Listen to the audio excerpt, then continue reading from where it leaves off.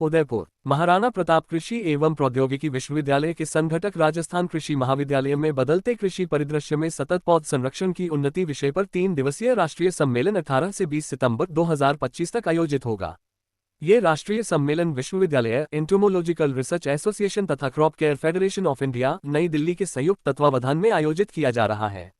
विश्वविद्यालय के vice chancellor doctor Ajit Kumar ने बताया कि इस सम्मेलन में देश की प्रमुख कृषि रसायन निर्माता एवं विपणन कंपनियां जैसे pesticides India, UPL, Aristo biotech limited, Dhanuka agritech, Syngenta, Sumitomo, Indofil, crystal crop care, Bayer, Gharda chemicals, best agro आदि की भागीदारी रहेगी। सम्मेलन में देशभर के विभिन्न राज्यों से लगभग 350 कृषि वैज्ञानिक, शोधार्थी और उद्योग प्रतिनिधि शामिल होंगे। इसमें कीट प्रबंधन, सतत पौध संरक्षण की चुनौतियां और अवसरों पर मंथन होगा। साथ ही मेक इन इंडिया के दृष्टिकोण से कृषि वैज्ञानिकों एवं प्राइवेट सेक्टर कीटनाशक रसायन कंपनियों के विशेषज्ञों द्वारा गहन विचार विमर्श किया जाएगा। इस सम्मेलन से कृषि क्षेत्र में अनुसंधान एवं उद्योग के बीच नए आयाम स्थापित होने की उम्मीद है, जिससे किसानों को सुरक्षित और टिकाऊ खेती के लिए नई तकनीकें और व्यावहारिक समाधान उपलब्ध हो सकेंगे। 3 दिवसीय सम्मेलन हमारा राजस्थान कॉलेज ऑफ एग्रीकल्चर में आयोजित किया जा रहा है और राजस्थान कॉलेज ऑफ एग्रीकल्चर देश का बहुत पुराना कृषि महाविद्यालय है, जिसमें शोध, शिक्षण, प्रसार और उद्यमिता पर काम हो रहा है। और ये जो हमारा कॉन्फ्रेंस है, ये बेसिकली कीट विज्ञान पर आधारित है कि किस तरीके से हम लोग बढ़ती हुई जो जनसंख्या है और उसके लिए जो हमारी कम होती हुई ज़मीन है, उसमें उत्पादन को अपने बनाए रखें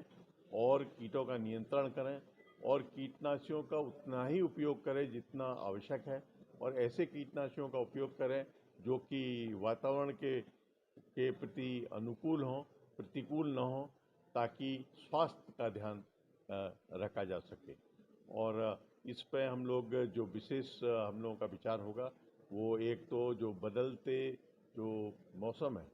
इसका जो परिदृश्य है, जो जलवायु परिवर्तन हो रहा है, इसको किस तरह से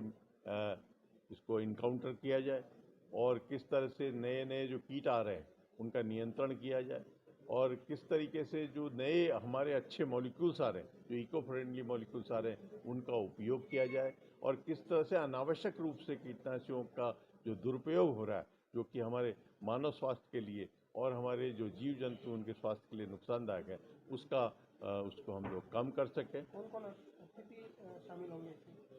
इसमें? अतिथि हमारे जो केंद्रीय मंत्री वो मुख्य अतिथि के रूप में पधार रहे हैं और डॉक्टर भगीरथ जी चौधरी साहब, जो ऑनरेबल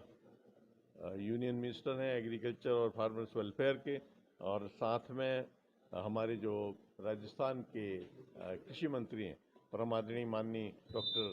किरोड़ी लाल मीणा साहब, वो भी पधार रहे हैं। और इसमें हमारे जो डायरेक्टर जनरल साहब हैं Indian council of agriculture research के, ML जाट साहब, ऑनलाइन हमारे साथ आएंगे। इसके साथ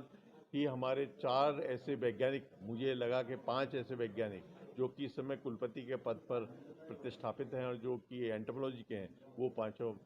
भी यहाँ पर पधारेंगे। और साथ में हमारे जो प्लांट प्रोडक्शन एडवाइजर हैं डॉक्टर JP सिंह जी, वो भी इसमें पधार रहे हैं। और साथ में सुशील जी, डॉक्टर SN सुशील जो डायरेक्टर साहब हैं, वो भी इसमें पधार रहे हैं। ADG जो कि प्लांट प्रोटेक्शन की ADG हैं, पूनम, डॉक्टर पूनम, वो भी इसमें पधार रही हैं। साथ में इसमें कई जो हमारे कीटनाशी बनाने वाली कंपनियां हैं, उनके जो पदाधिकारी हैं, वो भी इसमें पधार रहे हैं। और ऐसी तकरीबन 16 कंपनियां हैं जो हम लोगों से जुड़ी हुई हैं, जिन्होंने अपनी हम लोगों को कंसेंट दी है। साथ में डॉक्टर हरीश मेहता साहब आ रहे हैं इसमें, सीनियर एडवाइजर CCPI के, और बेनोट साहब हैं, NS बेनोट साहब, और कई वैज्ञानिक हैं इसमें, जो कई हेड ऑफ द डिपार्टमेंट्स हैं और कई साइंटिस्ट हैं। और जो हमारे तीनों सिस्टम हैं, एक हमारा जो इंडियन एग्रीकल्चर सिस्टम है हमारा पूरा, जो कि भारतीय कृषि के जो विश्वविद्यालय हैं, जो 74 विश्वविद्यालय समय काम कर रहे हैं, उनके वैज्ञानिक यहाँ सारे पधार रहे हैं। साथ में जो Indian council of agriculture research है, उसके जितने भी डायरेक्टर्स हैं और जितने सेंटर्स हैं, उनके वैज्ञानिक भी यहाँ पर पधार रहे हैं। और साथ में जो हमारे प्राइवेट इंस्टीट्यूशंस हैं, जहाँ कृषि पढ़ाई जाती है, हमने उनको भी इनवाइट किया है और उनका भी हम लोग सहयोग लेना चाहते हैं कि वो लोग भी आएँ, ताकि कृषि के जो पूरा परिदृश्य है उसको बदला जा सके और कृषि को लाभकारी भी बनाया जा सके और कृषि में जो भी हम आदान उसमें लगाएं वो इतने लगाएं और इस तरह के लगाएं जिससे कि मानव स्वास्थ्य पर बुरा प्रभाव न पड़े। साथ में हम लोग ये भी ध्यान करेंगे कि ये जो जलवायु परिवर्तन के साथ साथ जो पानी जो है, पानी की भी बचत हो और 4% पूरे दुनिया का पानी हमारे पास मौजूद है, जिसमें हम 17.26% पूरी दुनिया की पॉपुलेशन हमारे पास है, तो जिसको कि हम फीड कर सकें। और इस बात का भी हम ध्यान रखेंगे कि जो जनसंख्या है वो बड़ी तेज़ी से बढ़ रही है, 1.8% के हिसाब से बढ़ रही है, यद्यपि पहले ये 1.98 थी, तो अब हमारी कम हुई है, 1.8% प्रति वर्ष बढ़ रही है। लेकिन ये भी एक बहुत ही दुख की बात है कि हमारा जो एरेबल लैंड है, कृषि योग्य भूमि है, वो भी 1.89% के हिसाब से कम हो रहा है। तो आने वाले प्रदेश में हमें देखना होगा कि उत्पादन पूरा रहे, कोई कमी ना हो और साथ में दलहन और तिलहन पर हमारा विशेष जोर रहेगा, उनकी पेस्ट मैनेजमेंट पे और उसके उत्पादन पे, और एक समग्र विकास की ओर कृषि को हम ले जाना चाहते हैं और 2047 तक हम भारतवर्ष को एक विकसित राष्ट्र के रूप में, एक निर्यातक राष्ट्र के रूप में देखना चाहते हैं, न कि कहीं पर हमें कोई भी चीज़ का कम से कम खाद्यान्न का आयात न करना पड़े।